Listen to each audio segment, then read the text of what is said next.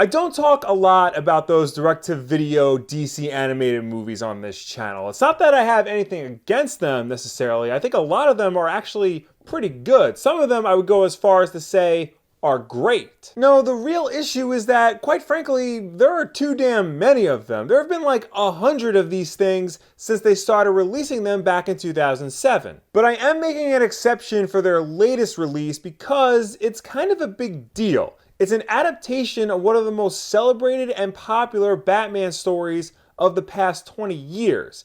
And it also happens to be a personal favorite of mine. It's Hush. So let's take a look at this and see whether or not they effed it up.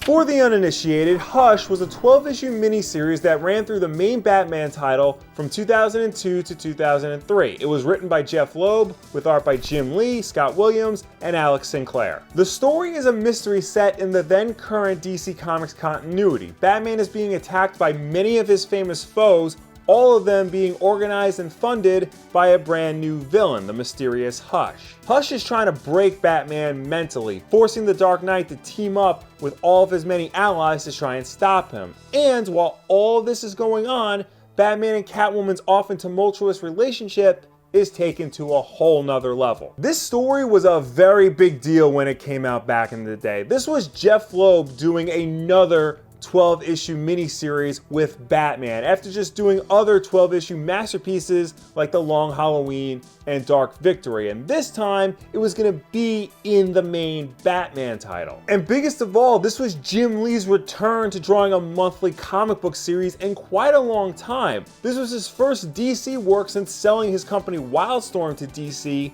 and come to think of it, this might have been Jim Lee's first DC assignment ever. And all of that hype was worth it. Hush was a critical and commercial success back in the day.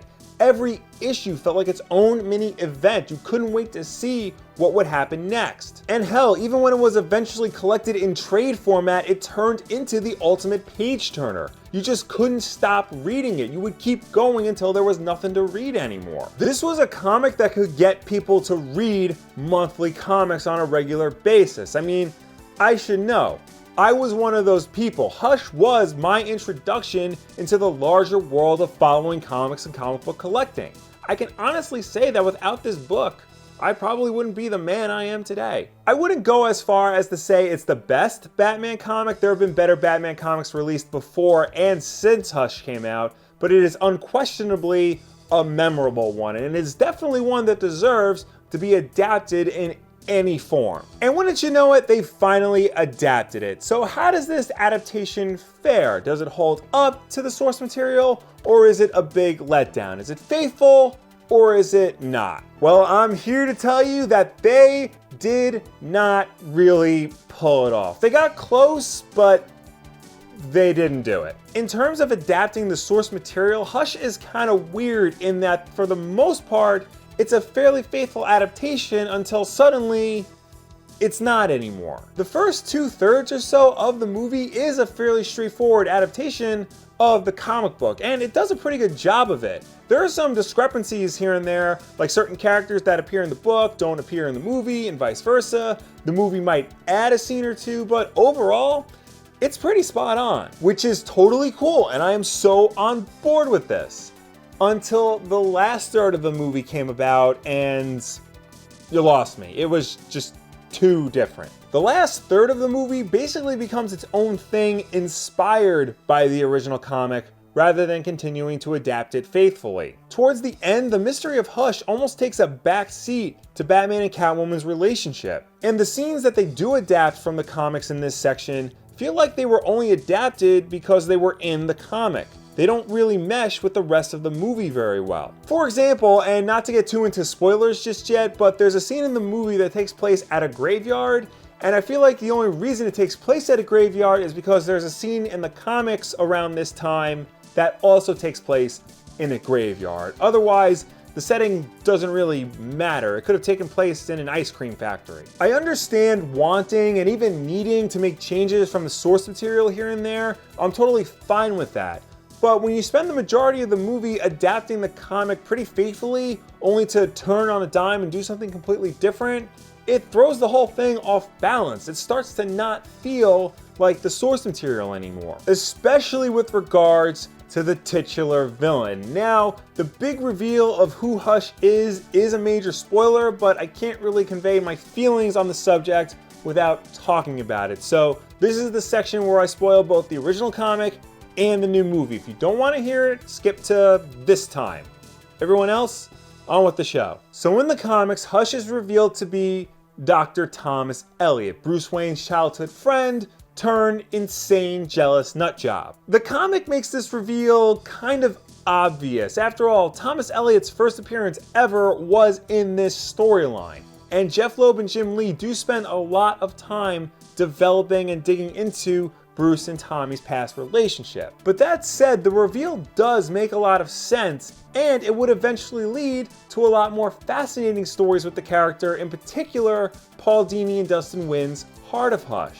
In the movie, however, Hush is revealed to be the Riddler. Now, the Riddler did have an important part in the original comic. He was the one who told Thomas Elliot that Bruce Wayne was Batman, but he wasn't the one to get his hands dirty. Changing the identity of the titular villain like this really does change the motivations of the characters and the overall driving force for the story. Not only that, but Thomas Elliot is in the movie, and he just feels like wasted potential here. He doesn't really do anything or contribute anything substantial to this version of the story. And again, I'm not against filmmakers making changes to the source material to better suit the movie format, but Hush started off as a very faithful adaptation for the majority of its runtime. All of a sudden, it becomes something very different. It's a jarring transition, and it leads to a disappointing finish. But it's not just the execution of the story that I'm disappointed in. I wasn't a fan of a lot of the voice work in this movie. In particular, I've never been a fan of Jason O'Mara's Batman, and this movie did nothing to change that opinion. I've said many times before that I think the best Batman voices are the ones that are commanding and authoritative, but not emotionless. A lot of the bad Batman actors have a hard time dealing with this. They'll try to sound flat in order to be tough and imposing, but it often just comes off as lifeless and dull. The best Batman actors know how to avoid this. Your Kevin Conroys, your Roger Craig Smiths, your Bruce Greenwoods, hell, even your Christian Bales and your Michael Keatons. Some, however, cannot get over this hurdle. Your Val Kilmers, your Ben McKenzies, and yes, Jason O'Mara is in that camp. I mean, he just sounds so flat. It's very obvious at times that he's just reading off of a script rather than saying these words naturally. The most he will ever emote is he may raise or lower the volume of his voice here and there, but that's about it. Otherwise, he comes across as a bland, tough guy. I do not believe that this is Batman. And Jason O'Mara has been the voice of Batman in like 10 direct-to-DVD animated movies. He's the second most prolific Batman voice actor behind Kevin Conroy now, and I don't understand why. He's not that good. The last thing I want to talk about is the movie's visual aesthetic. Now, it might be unfair of me to criticize a direct-to-video movie for not looking or animating a certain way. I should not expect a Disney quality from something like this. I understand that. But the thing is, the comic book it's adapting is Jim Lee's best work. It is a particularly high watermark when it comes to comic book illustration. Even the haters of Hush will admit that it's a damn fine looking book. This movie, however, shares its look with other recent direct-to-video DC animated movies, like Throne of Atlantis, The Judas Contract, or Justice League War. But it's a fairly generic, easy to replicate house style. Hush the comic was the best looking book on shelves at the time. Giving it a bland look like this does the story no favors. I will give them credit, however, for at least trying to work in the Jim Lee redesigned Batsuit into it. Now, to be fair, I might just ultimately be a little bit biased because I've read the source material like 100 times, and I'm a little bit too close to the character of Batman, so ultimately, I was always going to give this movie a hard time. But then again, maybe this movie isn't for me. Maybe this is for a more casual fan of Batman who might have heard of the comic book Hush, but maybe can't access the comic or doesn't want to read the comic. They just want to watch a quick 90-minute movie to get the basics of the story. In that case, Is this a good film to watch? Would I recommend it to a casual fan of Batman? Well, on the one hand, like I said, it is only 90 minutes and it goes by very quickly. It doesn't feel like a waste of time regardless of whether or not you read the original comic. And if you haven't read the original comic, then it's possible that the deviations may not be as egregious to you as they are to me. And you might actually like the twists and turns that the story takes. But on the other hand, the comic book really is a much better alternative. It's not only told better, but it looks better. And you can make Batman sound however you want him to sound in your head. You probably have him sounding like Kevin Conroy, like I do, and like a lot of other comic book fans do.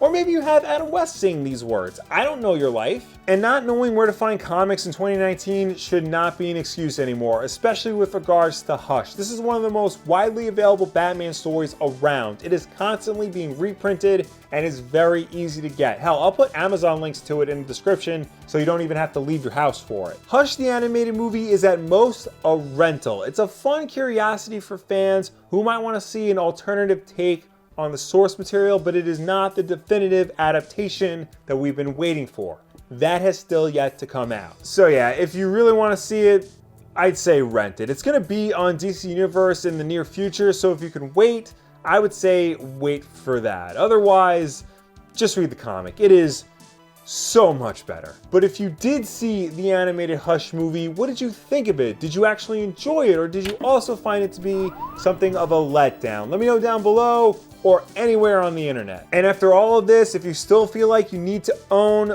Batman, a